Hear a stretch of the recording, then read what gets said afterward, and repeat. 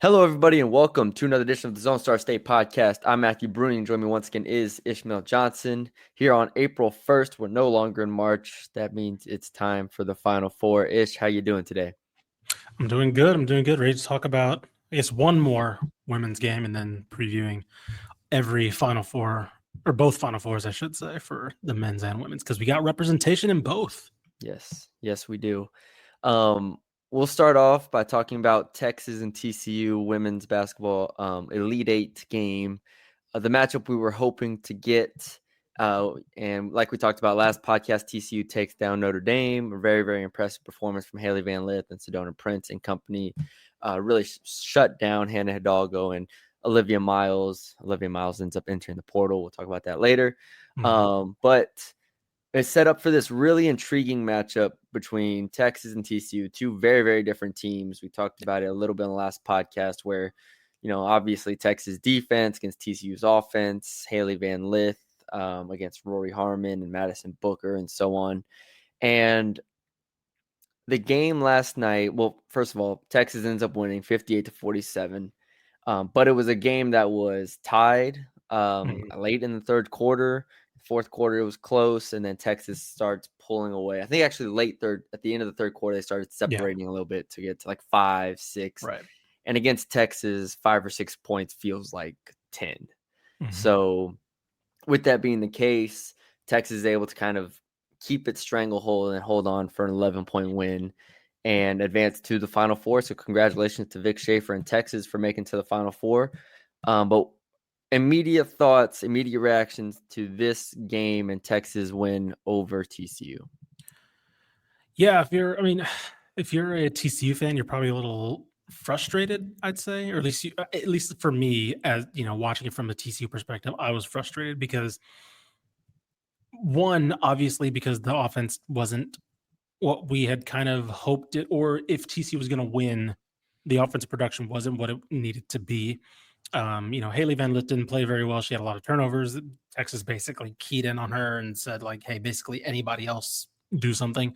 They basically sent blitzes after her. They sent, hard hedges and all. Like, it was very, very centric on her. And when you don't have another ball handler, right? If like TCU doesn't, it really frustrates what you can do on that side of the ball. I think I texted you that it was like midway through the first period, and I was like, I don't think TCU's taking a dribble inside the high post area, like complete. Like they were just like all perimeter oriented. They couldn't get Sedona Prince established. Like it was very much a defensive. Vic Schaefer, which is why he's one of the best in the country, got them to play his game.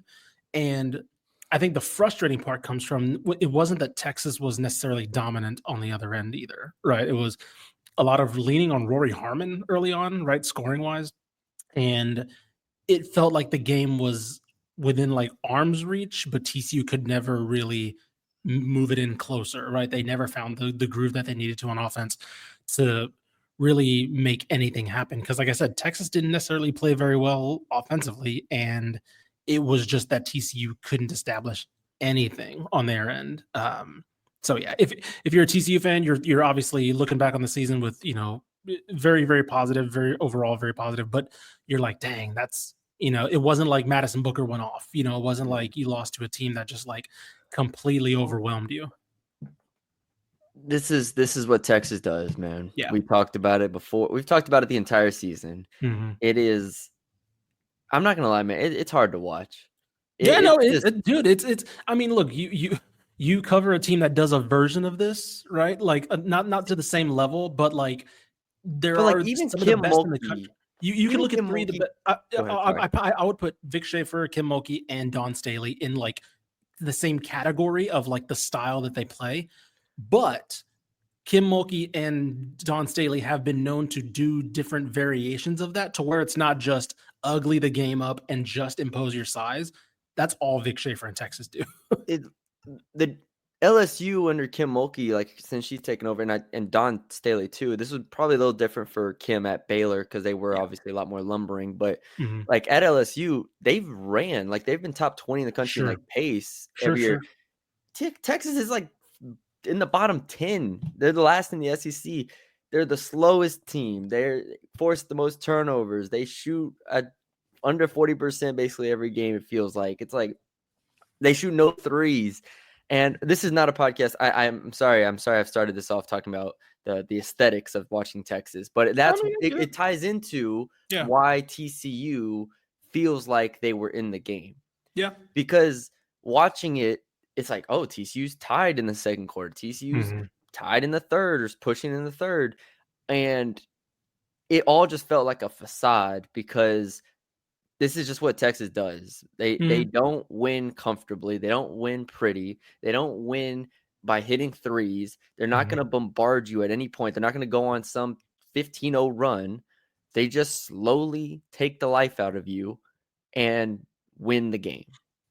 And so that's why I started off by talking about the aesthetics, because it feels like if you're TCU, we should have been better. But then you look at the box score, you were 12 of 45 from the field with 21 turnovers, and 19 of your points came at the free throw line. Like, under no circumstance do I think TCU deserved to win this game, or like TCU was better for stretches. Like, Texas was the better team. They defended well. It's just watching the game, you're like, this is what's gonna like get to the Final Four here. And if you're a TCU fan, it's frustrating because, man, it felt like they're just all over you every second, full court, picking up. Like in the first quarter, I don't know how many turnovers they had in the first quarter, but felt like 5, 6, or 7. It felt like a lot, and it just completely threw them off from the start. And like you said, I think you made a great point which is the point I was going to make, was they were blitzing Haley Van Lith screens or hard hedging and rotating really well. And it goes back to what we said the reason why we said at the beginning TCU couldn't beat Texas is because there wasn't enough variety. Right? They don't have enough. If they had Maddie Scher, then maybe they'd have some variety there. But it's very much see what you get. And I got caught up last podcast in the hype, and I was wrong. So I apologize to Texas fans for that. But it went exactly how I expected to go. If you asked me a month ago these two teams played, I'd say, yeah, Texas just takes away Haley Van Lith and Sedona Prince, and the game's over, pretty much. Yeah. And I think at this point we can kind of be honest with, the season as far as Sedona Prince is concerned. Like, she's a player who dominates when she's the biggest player on the floor, right? Yeah. There's a reason why she's not getting a lot of WNBA love. It's because when she plays players of her size, or at least comparatively, I think you see what you saw in this game, which is she struggles to establish her physicality. A lot of like Taylor Jones can just take the ball kind of right at her and kind of go right into her because her lower body strength is not the best.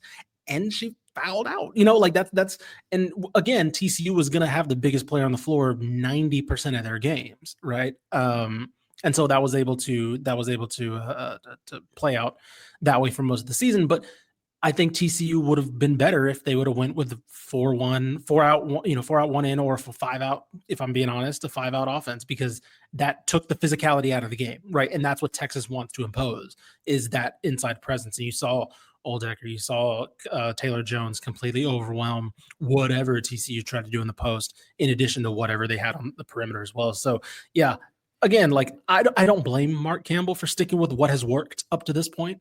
Right. It's the tournament. It's not the NBA where you can, you have 7, up to 7 games to figure this out. But 2020 is hindsight's 2020. The season's still memorable for TCU, regardless of what happened in this game, win or lose. And if you're Texas, now you can look at this and Jody Conrad was on site, right? The last time a Texas team had made the Final Four, she was the head coach, and she embraced Vic Schaefer afterward. It's a great moment for Rory Harmon. I'm so glad that she's able to play in the Final Four after what she's been through. And I believe this is Vic Schaefer's first Final Four since the Tierra McCowan Mississippi State team. So this is a big moment for him too. Those Mississippi State teams were 1-2 with Don Staley for a lot of the time in the SEC. And obviously he's trying to establish that now at Texas, but now this is still a guy who has not won a national title, right? And so the fact that he has a chance to do it, that Texas is back in the Final Four, it's a really cool moment for both programs. Because if you're TCU, you're not mad that you made it to the Elite Eight. No. And yeah, from Texas perspective, Madison Booker, 18 points, 8 of 17 shooting. She came up with some really big shots. those, especially obviously those pull-ups that she's able to hit Yeah. consistently. And then Harmon is still my MVP of this game, even though Oh yeah, I think so too. like, you know, offensively, I think you mentioned like she started the game pretty strong, and then like second half she couldn't really buy one for a lot of it. But defensively, this is why she was my SEC Defensive Player of the Year, Yeah. because like this, she just destroys opposing guards. And I'm not saying she destroyed Haley Van Lith. They were throwing a lot at Haley Van Lith. It was not just Rory Harmon, but like early in the game, Rory Harmon forced like 4 turnovers in the first half, single-handedly. And then in addition to being there, probably their only offensive threat at that time. Yeah. So you take that. Obviously, Taylor Jones, another very good, a fun story for her coming off of, or not fun coming off of the injury, but the way she's bounced back for her to outplay Sedona Prince in this way, and you know, not have a huge statistical game, but I just think from her physicality and what she was able to do. And then Kyla Oldecker transfers in, and she makes a Final Four. She makes an impact. The freshman we talked about last podcast, Lee and Preston, both contributing. So, you know, Shea Holly's been there for years at this point. So very, very, very good Texas team. Great execution, I'd say. Vic Schaefer knows what he's doing, knows what wins basketball games, and they did that. And full credit to them. And now, I mean, do you have anything else in this game before we move ahead? No, I mean, no, it's like I said, we talked about TCU, great season for them. Yeah, By the way, some interesting, like they get Maddie Scher next year, right? They obviously have to figure out what they do in the post without Sedona Prince, but Mark Campbell established this roster in like a year or two. So like, I'm not concerned at all with what TCU has. They're going to be big players in the portal. So they'll be just fine. Man, the rumors of Olivia Miles to TCU. If those rumors come true, Trilly Donovan's the only one out there posting about it, but I don't care. I'm with it. He's a legit source. So like, he's a very legit source. So if there's smoke there, I'm in it. Look, Olivia Miles and Maddie Scher instantly just like are just the best backcourt in the Big 12 again. Like it's just instantly. It's awesome. Like they're honestly, because I mean we'll talk about the Final Four in a bit, but like what in the country next year? Who's a better backcourt on paper? Nobody. I mean, like if LSU whoever USC maybe gets next to Juju, but like that's kind of it. Yeah, I was gonna say if LSU got tonight Latson with Flage, but like, we're having conversations in that realm next year. So off-season podcasts on the way with all that stuff. Yep. Let's stick with the women's here. Let's go Texas versus South Carolina to start things off in this Final Four. Who is right? Fourth meeting of the year, right? Fourth time they've met. South Carolina leads 2-1 in the series, because that's what it is at this point. They last played on March 9th in the SEC championship game. South Carolina won by 19. Both teams won on their home court. I think this is pretty clearly, to me, the main concern is South Carolina's depth and their speed, and the fact that they're not afraid of Texas defense. Yes. Right? Like when you watch them play Texas, it feels different than any other team playing Texas. Like I've watched LSU, I've watched TCU, I've watched Tennessee, all these teams play Texas and be like overwhelmed with their defense. South Carolina is probably the only team in the country that's not scared of their pressure, and they can come at you in waves with these guards that they have. That's what scares me from a Texas perspective, and that's why I think they've lost 2 out of 3 of these games, because ultimately South Carolina just has too much firepower and too much talent at the guard spots, and knows how to kind of attack them really well. Yeah, I think for me, a couple things need to happen in this one. I do think Texas needs the whistle in this game. Like for better and worse, they need to be able to generate free throws. That was something they just did not do in the SEC championship game.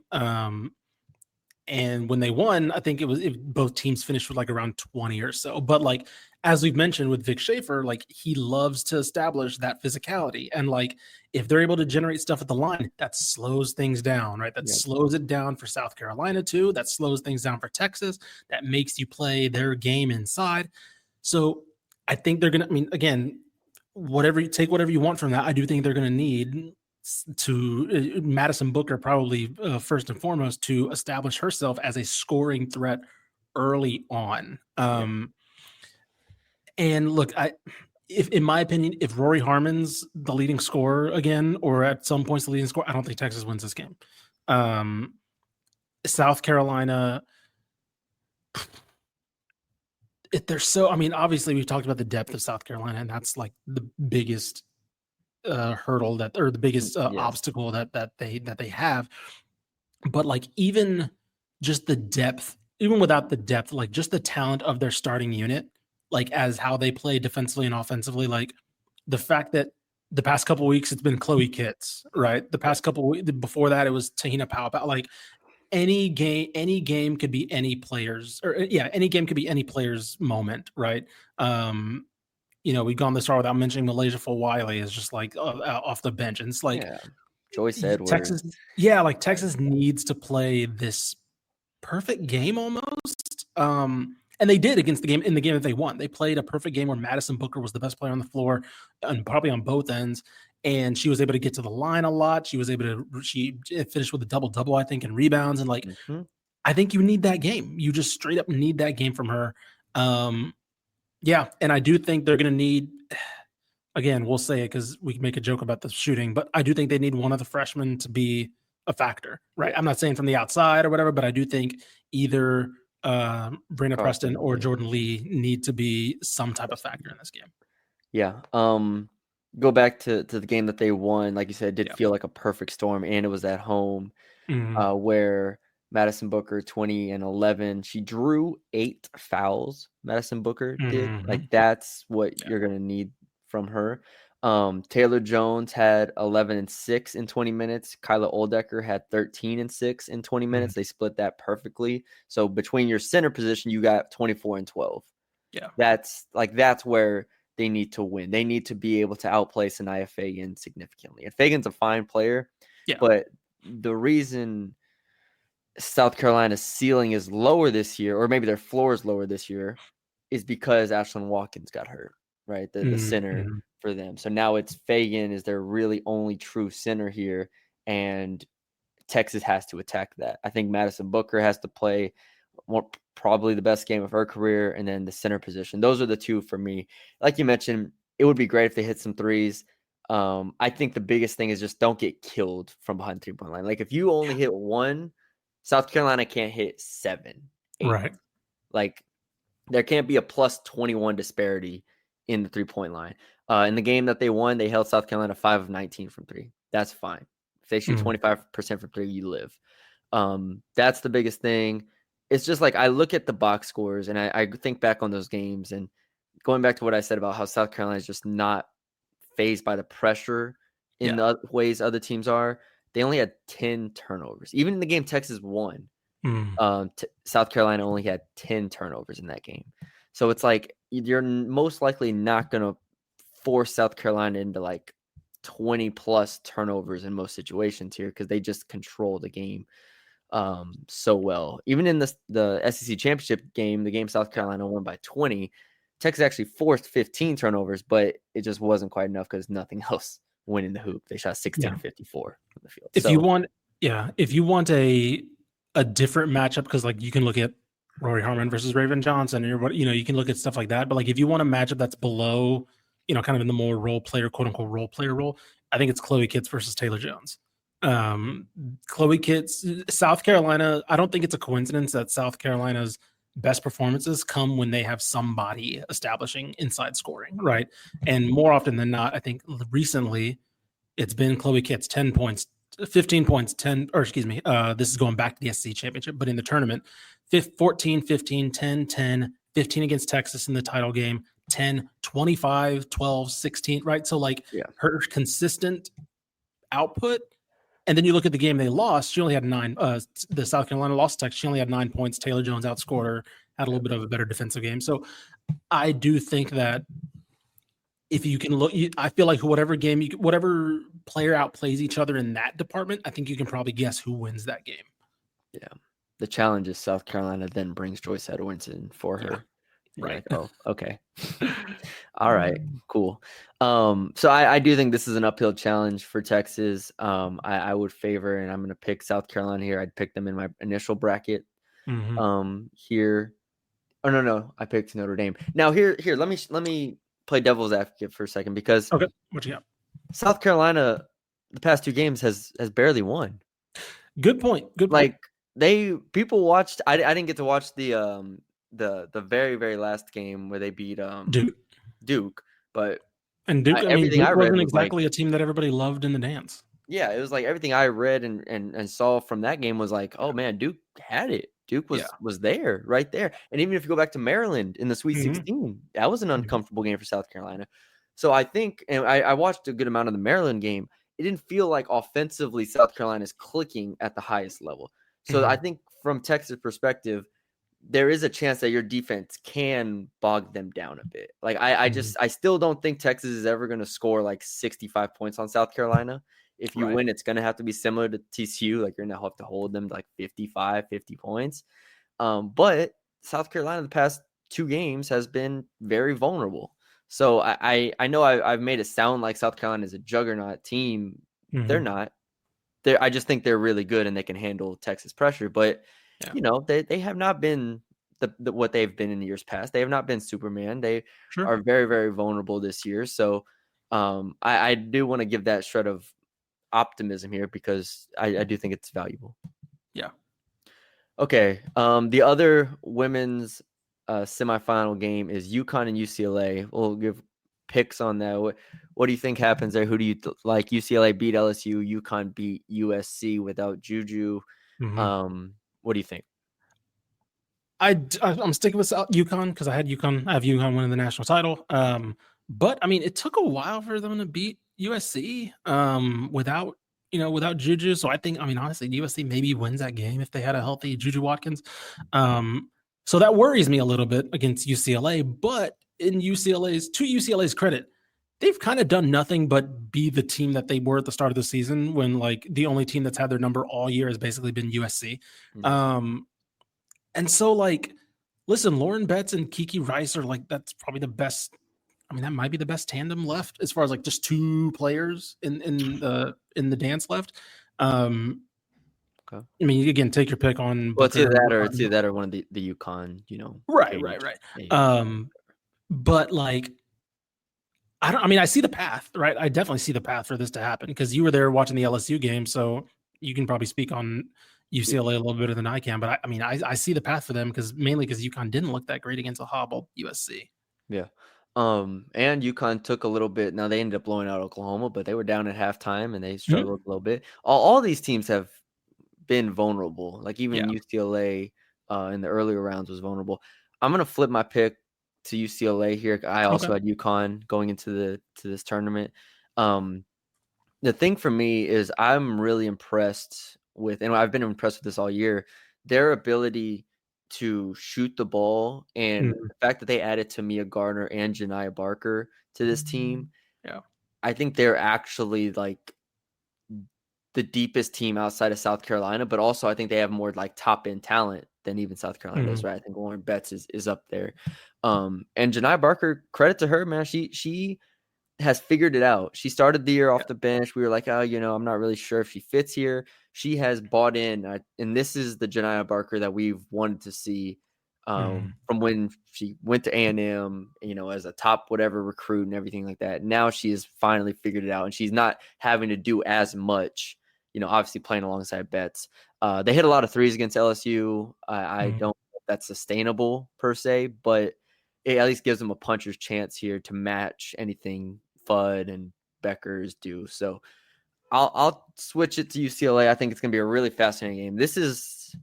They're both really crazy games here. I mean, it's all the 1 seeds, or UConn's a 2 technically. Except UConn, yeah.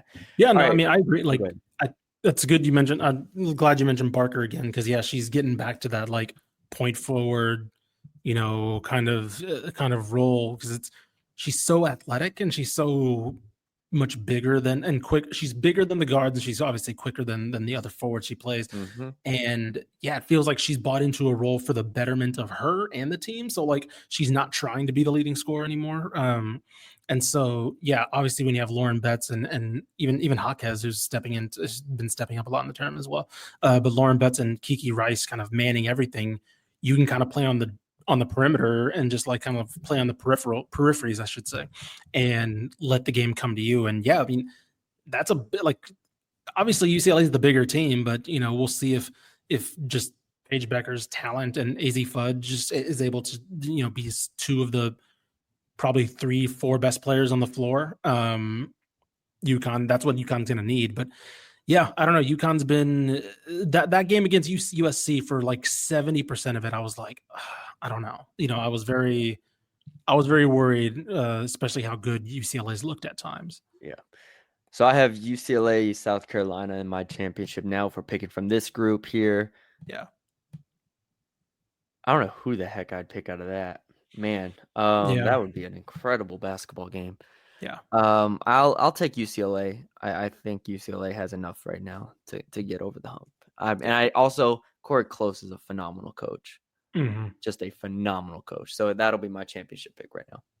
I'm sticking with mine. I'm sticking with UConn over South Carolina. But I did. If I had to switch one, it'd be UCLA. It'd be UCLA with South Carolina probably winning in the end. But right now I'm going to stick with it. UConn over South Carolina. All right. On to the men's side.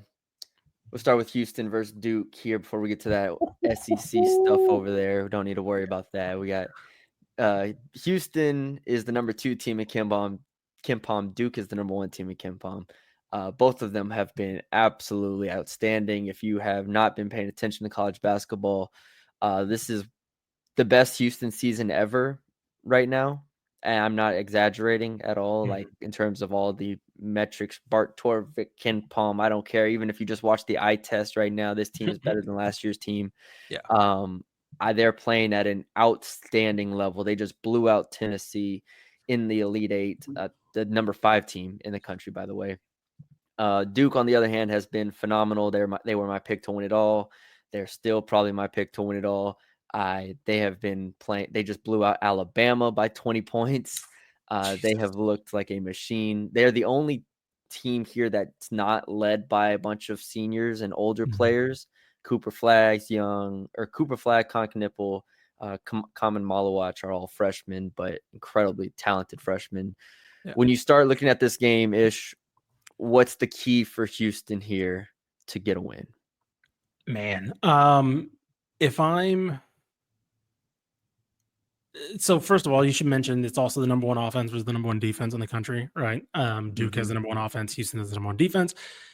And yeah, these are 2 teams that have blown out the 5 and 6 teams in KenPom right, in the last round. Bama was 6 and Duke beat them by the way, with Cooper Flagg not playing well. Like they pummeled them.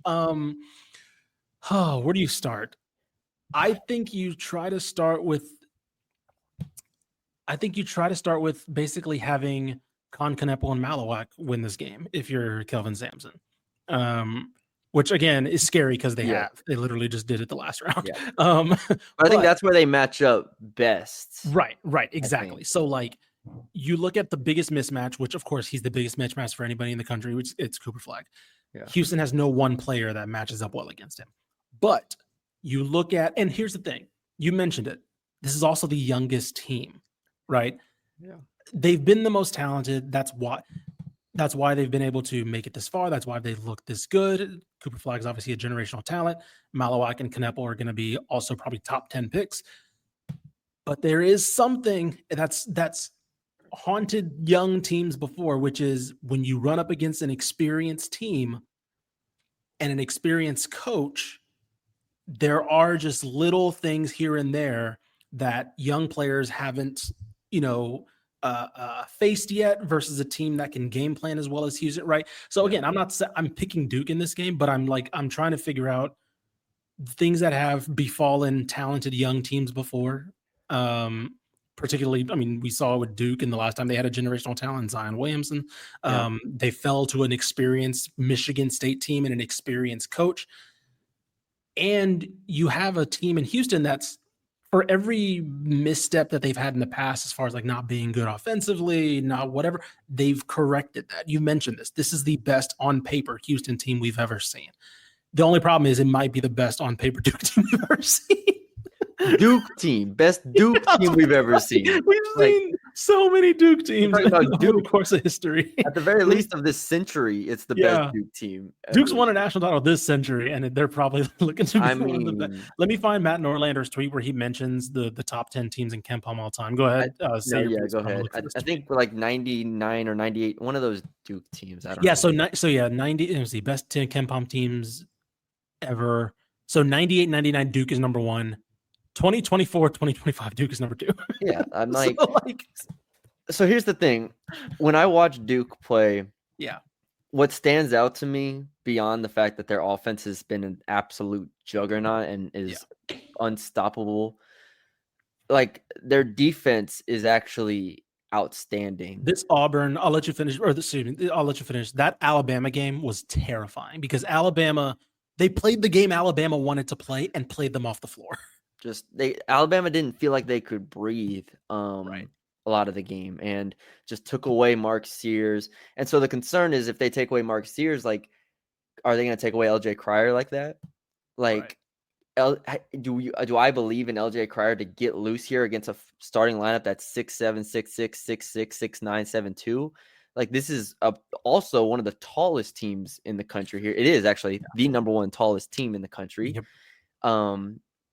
And so they're playing at a level defensively that matches their offense and gives them transition opportunities, and Flag gets going. And like you said, Flag didn't even play well against Bama. Like, he couldn't make a shot in the second half. And they won by 20. And it just didn't matter. I do think, just from a talent perspective, is terrifying.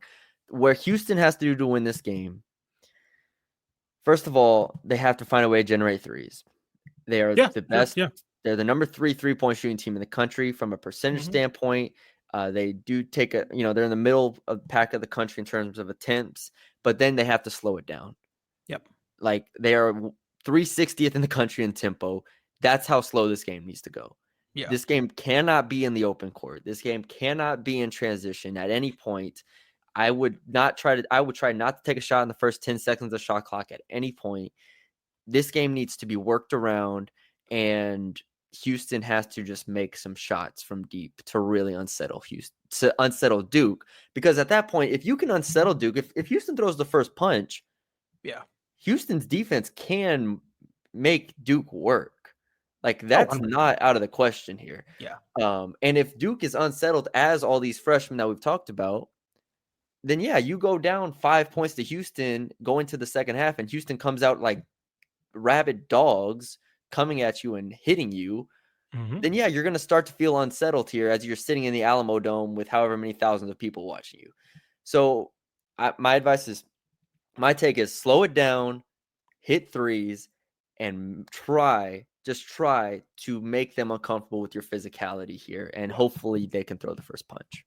Yeah, don't take our praising of Duke as like Houston has no chance. I think it's a 2-point game according to KenPom. I think it's Vegas has a Duke minus 4.5, which is still a pretty big margin for a team of these two teams being this good. But yes, there is a blueprint here. I think the one thing I noticed that Alabama did, and again, this is part of the way they play, this is part of the tempo that they play with as well. They basically sagged off like every screen, and like Con Kneppel was just able to just punish. And so if you're Houston, you don't do that, right? You're obviously not a team that sags off screens. You're going to pressure the ball. You're going to make him move back on the 3-point line. And that's where I'm interested to see this young team. Kneppel's still a freshman. This young team, what happens when it's not as easy to get in the paint when you come off a ball screen? Because right now, like against Alabama, okay, Cayman Malawak sets a screen. Cool. It's church, right? You were able to get whatever you generate, whatever you want. And Malawak was able to roll to the rim and hit some lobs as well. So, like, obviously that's not going to be as easy because, hey, JoJo Tugler, Javier Francis, and Juwan Roberts are going to be waiting there in the paint. The game is going to be won and lost on the perimeter, in my opinion, because you're going to, if you're Houston, you have to make Tyrese Proctor and Con Kneppel uncomfortable coming off those ball screens because Malawak's going to set a ton of screens, right? Flag's going to set a ton of screens. And it's about Francis stepping up. It's about Tugler stepping up and just making sure that those rolls to the basket are not there. And then, like you said, the cheat code with this Duke team is that they're also very good defensively, right? They're lengthy as hell. That's going to be a big challenge. This is going to be the biggest game. I mean, honestly, is this the best offensive, or excuse me, the best defensive team that Kelvin Sampson's faced since the Baylor Final Four? Ooh. Because like we're talking about offense, clearly they're one of the best offensive teams they've faced. But like I'm talking about defensively, talent wise, and physicality. Like that Baylor team switched everything. That Baylor team was so athletic. They weren't the biggest, but like they were just so sound and athletic defensively. This team has that athleticism, and they're also just bigger. Yeah, like they're. Like I know Tennessee is a good defensive team, dude. No, I'm taking this Duke team over them. Again, you mentioned the size, right? You mentioned the size. Everybody's over 6'6" on the starting lineup. Sorry, Zakai Ziegler and Gainey. Yeah, no, I'm more afraid of Con Kneppel and Tyrese Proctor guarding me than I am of Zakai Ziegler. Sorry. Yeah. Here's one more thing to my point of slowing it down. I go back to when Duke played Illinois. And beat the brakes off them, beat them by 40 points. Illinois is 17th in the country in adjusted tempo. Yeah. Duke's one loss in conference play came to Clemson. Yep. Clemson is 328th in tempo. I think there is a sense of, and they're 360. Clemson is 364th in opponent or defensive tempo, I guess, however you want to phrase it, where teams take a longer times to work against them. Houston's 353rd in that. Like, I do think there is something to where this Duke team just wants to play free, and they're not like super fast, let's say, but they do want to play with some freedom to be able to take shots whenever they want. If you can work them deep in the clock, I think there is some uncomfortability there, and Houston can definitely do that. Like, I wouldn't be surprised at all if the first half was like 25-24 or something like that, like some sort of low scoring game and uncomfortable game just to start off, and then we'll see from there. But that is Houston's path to me, slowing it down and trying to free up Sharp and Cryer for some threes and just bang with them on the inside. Roberts, Tugler. I will say that's going to be something that's going to be big too. They need to make Malawak work in the post. Oh yeah, like defensively work. He can't be roaming. He can't be able to do help side defense. They have to go at Juwan Roberts. They have to go to Juwan Roberts offensively and establish him as a threat to be able to make Malawak work. Because if he's just drifting, like that's terrifying. That dude's going to be like a future defensive MVP, defensive player of the year in the NBA someday. Like he is a terrifying presence, and they have to be able to take that away a little bit. And by making him work on both sides, because he's going to be, rim running on offense anyway.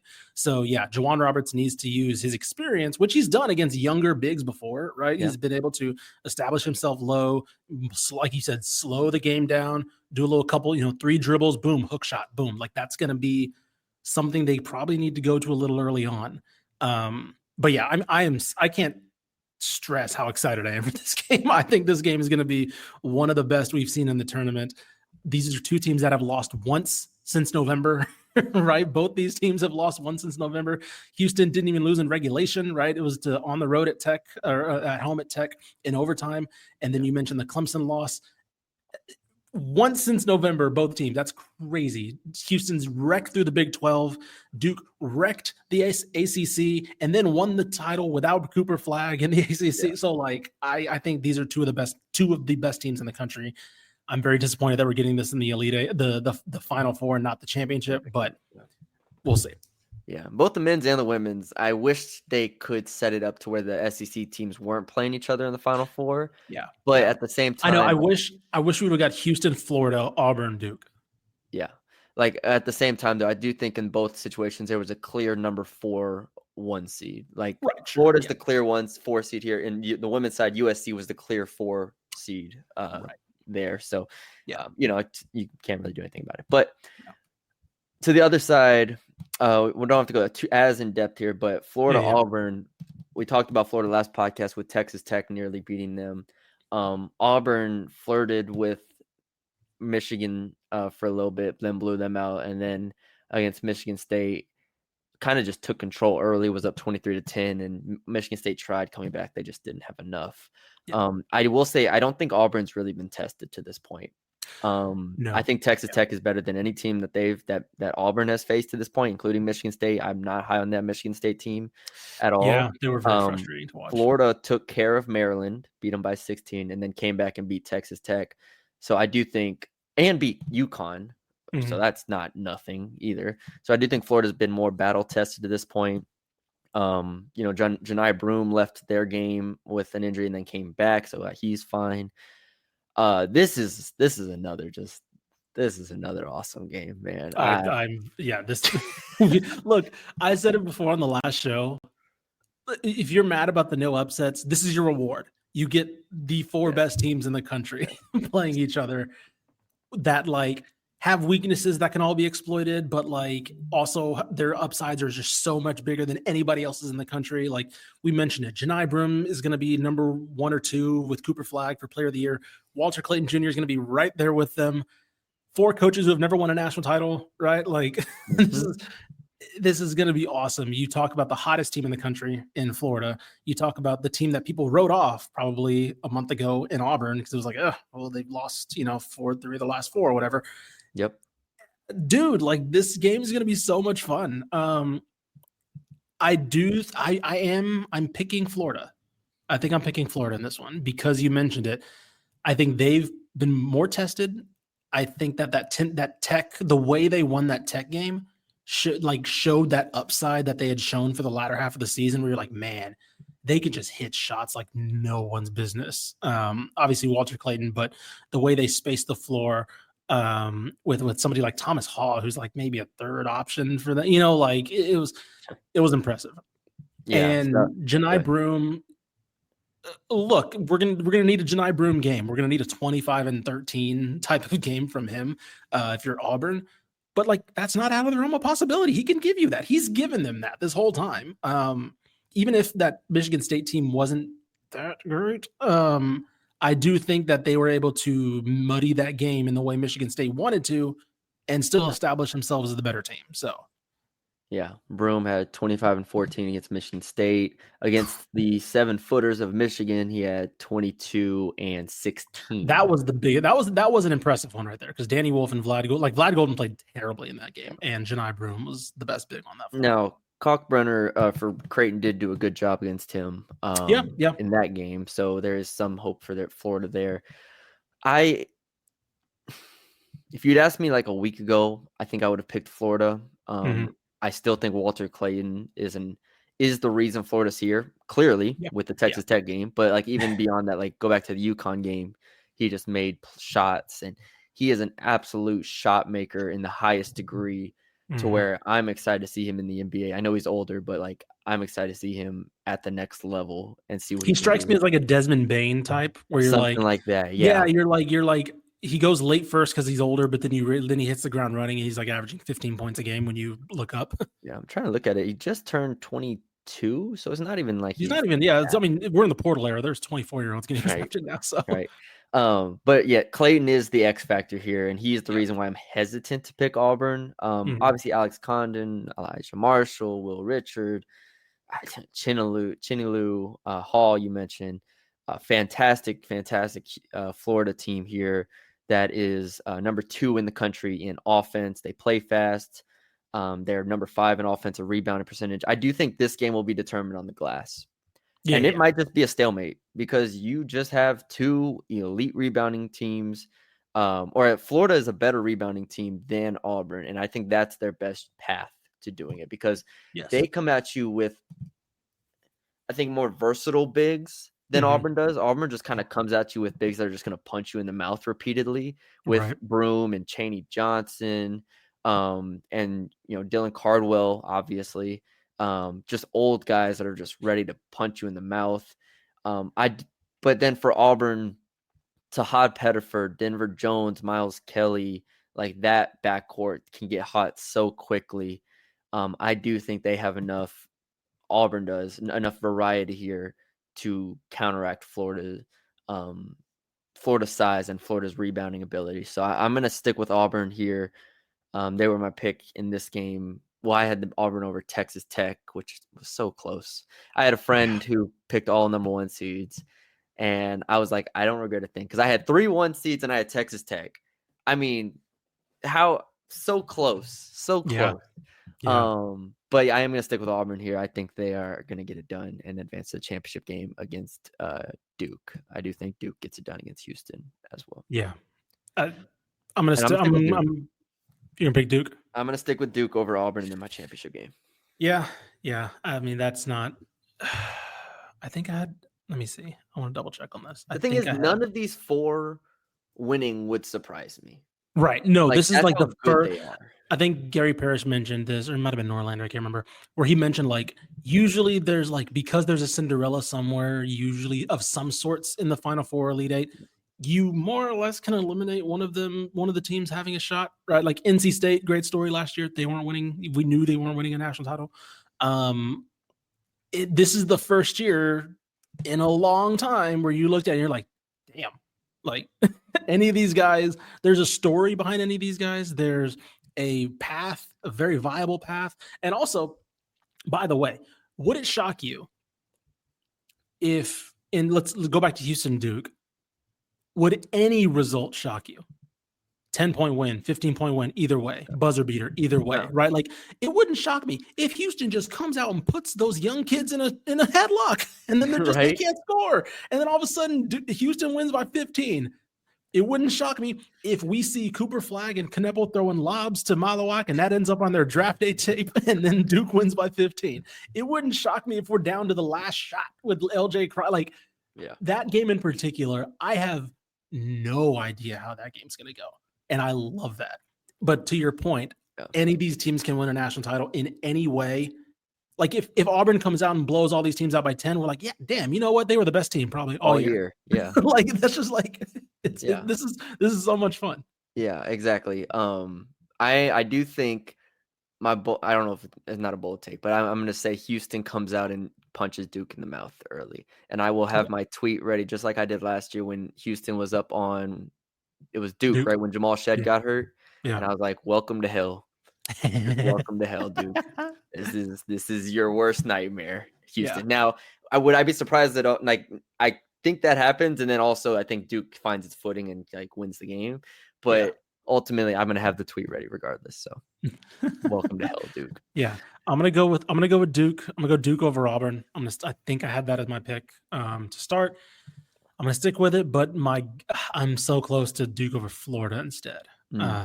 Just because Florida's been playing so well. But I'm gonna just like on the women's side, I'm gonna stick with my initial championship pick. So Duke over Auburn. Good. All right. This is Tuesday. The women play Friday, Sunday, right? And the men play Saturday, Monday. I believe that's what it is. Let me double check on that. But yes, that sounds right. I believe that's right. So we got a few days to let this podcast marinate. Let everyone listen to it. Let everyone get their picks in. Let us know who you're picking down below. Leave us a like, comment, share, subscribe if you haven't already. We're going to talk about all the coaching changes, the portal changes. I just saw something that said gave me some Samaya Smith intel, and it looks like it's a Texas school potentially. More on that coming in the future podcasts. Come home, girl. Come on home. But yeah, thank you all for joining us. Enjoy the weekend. Enjoy the basketball. We will talk to y'all later.